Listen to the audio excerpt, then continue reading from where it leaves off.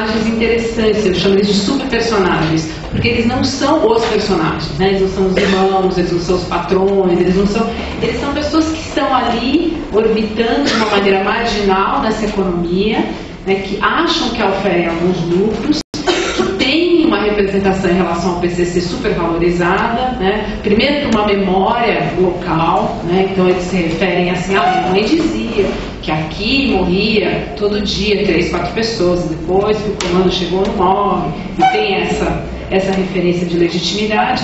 Tem a questão efetivamente de um ganho, né, de um mercado de trabalho que se abre, e uma expectativa de uma carreira criminal bem-sucedida. Então eles são personagens, são personagens interessantes para a gente observar esse fenômeno. Então, nesse sentido, há uma mudança, né, que é uma mudança que não parte do Estado, né? É interessante a gente só ver isso, mas é uma mudança automática, é uma mudança que parte não de uma política, mas na verdade de uma ausência de política.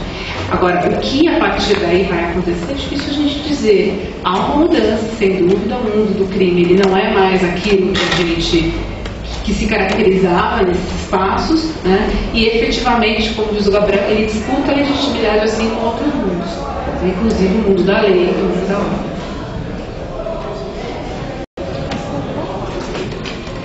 Sobre o que falou na Carolina, do direito à cultura, a Defensoria Pública, como eu convidei todos a participarem, ela tem um mecanismo de participação popular, que são as conferências públicas, onde a sociedade leva as demandas e vincula a Defensoria Pública naqueles objetivos que ela propõe. E foi há 1 semana e meia atrás, teve a conferência, o Rodolfo participou, o Padre Valdir, muita gente que está aqui participou. E uma das propostas que foi levada pela sociedade civil para a Defensoria foi a questão ao lado da educação, direito à cultura e direito ao lazer. Como uma limitação são 50 propostas que são aprovadas, ela não foi uma das propostas aprovadas. E muita gente depois veio comentar comigo, rindo, os caras não tem nem água, não tem nem papel higiênico, vocês... Eu acho absolutamente legítimo e ainda que não tenha sido aprovada, essa proposta vai ser levada em consideração com muita seriedade, tá? Porque para quem já foi a um CDP, o lazer que eles têm é ficar rodando em círculo na quadra, né? É muito chocante aqui. Obrigado. Vamos abrir um outro bloco. Vamos querer falar. O campeão também levantou a mão. Se mais alguém quiser, vem aqui na frente. Acho que já pode começar então. E aí, a gente vai.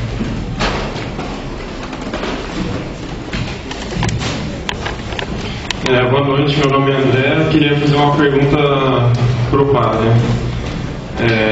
Primeiro eu queria parabenizar a primeira Defensoria por um trabalho muito bonito, também a DCCRIM, uma instituição que tem várias pesquisas assim, em relação a essa área. Mas eu queria fazer uma pergunta um pouco polêmica, né?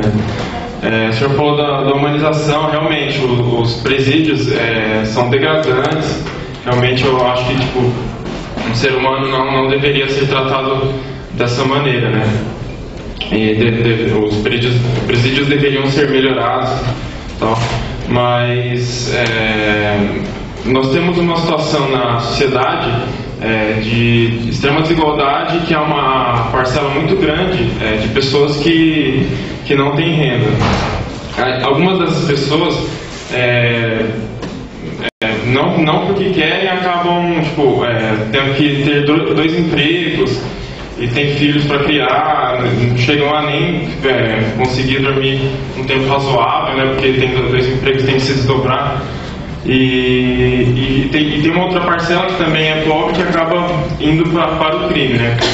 E das que não vão para o crime, das duas, né? Elas têm uma qualidade de educação péssima, um sistema de saúde também muito ruim. E o que acontece? Na opinião do senhor, não que seja uma solução, nenhum problema, mas se nós tivéssemos um presídio médicos de ponta, com educação. Nós melhoraríamos com a educação, iria melhorar. Mas se o ambiente se tornasse extremamente bom, com algo muito elevado, em contraposição ao que nós encontramos fora da sociedade, que as pessoas em tese têm liberdade, mas uma liberdade de ter que trabalhar muito e ter um sistema de saúde horrível e uma educação horrível,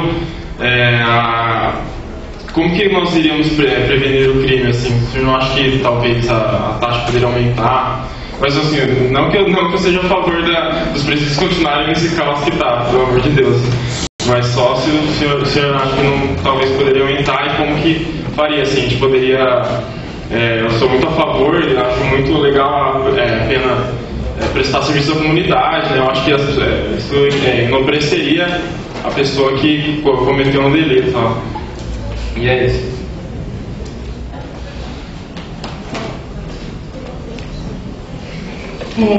Boa noite, meu nome é Isabel, sou psicóloga no Sistema Penitenciário Paulista, né, e a minha pergunta é um pouco parecida com a dele, no sentido de ampliar o debate não só do sistema penitenciário, mas também para a sociedade. Eu penso que as contradições, os conflitos estão aí na sociedade capitalista, né, e o sistema carcerário é um reflexo disso. Penso que conhecer e constatar e abrir os olhos para essa contradição é sim um primeiro passo fundamental. Mas a minha pergunta é que eu gostaria de saber dos palestrantes no e depois, a partir daí, como vocês vislumbram a possibilidade de atuar na realidade considerando a existência dessas contradições, desses conflitos, já que a gente não tem como simplesmente eliminá-los e ter uma sociedade ideal, né? Como que a gente pode atuar um pouquinho nesse contexto que temos? Obrigada. Boa noite, meu nome é Fernando. A pergunta ela não vai estar nem antes da parte jurídica, que é essa pergunta mais sociológica, da política criminal, nem depois, como tratar o preso, ela vai pautar mais na parte jurídica, desculpa o legalismo, mas é para a gente fazer análise porque está muito atual. E o nosso legislador está caminhando a passos largos para tentar adaptar a nossa legislação ordinária, que é muito anterior à nossa Constituição, baseada nesses preceitos fundamentais que tem na nossa Constituição, mudando o Código Penal, mudando o Código de Processo Penal. E nós tivemos uma mudança agora, aproveitar até a presença de alguém da Defensoria Pública, que eu quero saber sobre a aplicação, como que está essa aplicação. E partindo desse princípio, com a Lei 2403, que a gente tem estudado, até o IBC está fazendo bastante palestras sobre isso e aulas, nós somos no laboratório, a Jéssica também e a gente está analisando que isso vai tentar, eles partem do pressuposto que essa mudança legislativa ela vai tentar diminuir a massa carcerária. E eu queria saber de vocês se essa atitude do legislador é válida, claro que é válida, mas se ainda é uma atitude, uma medida paliativa para tentar responder a um anseio do operador jurídico mais do que da sociedade, porque a sociedade vem criticando muito a lei pelo desconhecimento da lei, por não saberem da aplicação dessa lei, em que momento que ela vai ser aplicada e por que ela está sendo aplicada e o que ela está tentando ver, a questão da presunção de inocência, que foi tão difícil consagrado tanto no ordenamento internacional quanto nacional. E se nós estamos caminhando passos largos e que essa é uma medida que é só paliativa, ou se essa medida está vindo na vanguarda de outras mudanças no período, na fase já pós-processual, na fase da execução criminal, e especificamente para o senhor, para você no caso, como está sendo a aplicação dessa lei com a Defensoria Pública? Eu trabalho no Fórum da Barra Funda, vejo que está um pouco emperrado ainda, mesmo porque ela é muito atual, ela está muito atual ainda, não tem como avaliar, a gente não tem como analisar ainda a aplicação dela, mas como que a Defensoria Pública encarou mesmo essa mudança em relação a essa nova lei de 2403? Obrigado. Só queria saber se mais alguém quer fazer alguma pergunta, porque pelo número de pessoas a gente podia já fechar o bloco e abrir para eles comentarem, fazer as considerações finais já. Mas alguém quer embarcar alguma coisa agora? Tudo bem, então a gente pode ser assim. Responde as perguntas.